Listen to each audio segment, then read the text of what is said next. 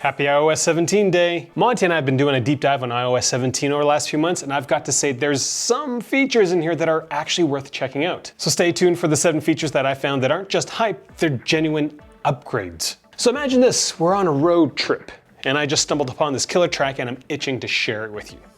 Now in the past, it would be this whole ordeal of unplugging phones trying to connect it via Bluetooth, but with iOS 17's CarPlay, it's pure magic. You can simply add a device through the music app in the car without any musical chairs or cables. No interruptions, no fuss, just a seamless transition to my freshly discovered jam.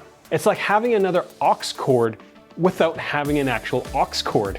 Now this next one's a little bit out there, but it's kind of neat. The process is very long and tedious, but you can make your iPhone mimic your voice. I know it's kind of a novelty, but it's kind of fun to play with. To set everything up, you need to, well, go to your settings, go to accessibility, scroll down to personal voice, and then create a, well, personal voice. This is when it gets kind of boring. You get to spend the next 15 to 20 minutes reading obscure phrases, and after that's done processing, which may take 1 to 2 days. To access it, you triple click the power button. You'll get an option for live speech. What do you think I should say, puppy? What do you think I should say, puppy? So if you guys don't know, I live in this place called Calgary. We're about an hour from the mountains, and for me, summer is really all about camping, which I love, but because we're in the mountains, cell connections are, well, sometimes spotty. iOS 17 now lets you download maps directly in the app. What you're gonna do is go to Maps, push on your face, and then there's offline maps. Select your area, hit download. There you go, offline maps. I have been able to navigate with offline maps, and the file sizes are actually quite manageable. They're only a couple 100 megabytes in size. But if you are planning on using offline maps as a plan B, just in case you ever lose cell phone connection, you gotta turn this off so that you keep your maps forever. Or else you're gonna get a notification saying that you're not using it, so we're gonna get rid of it.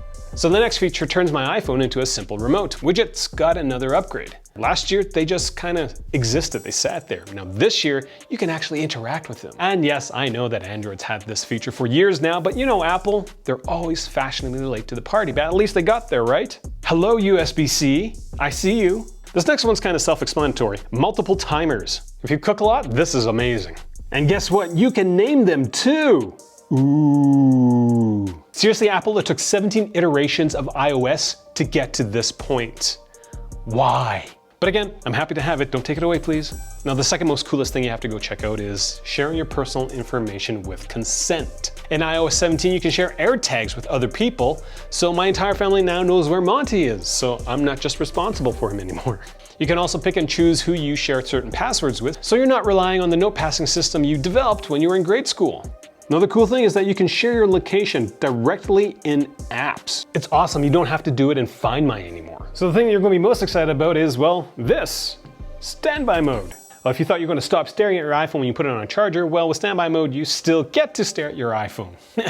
I personally think this feature is gonna be more useful for people without Apple Watches, but hey, that's just me. Standby mode is basically a fancy digital frame. There's a bunch of different widgets that you can choose from. You can use it as a digital picture frame or a really expensive alarm clock. The kicker for this new feature is actually you have to buy a stand of some sort for it to actually work. And if you are looking to do that, I've got a video that's coming up pretty soon, 6 hours from now. So those are the 7 features that I think you guys definitely need to check out the moment that you download iOS 17. Let me know if you do and what you think about them in the comments section below. First time watching my videos, I do encourage you to click subscribe. We're doing a ton of top 5, top 10 roundups in the next few weeks, and you don't want to miss out on that because I know which MagSafe accessories you should get.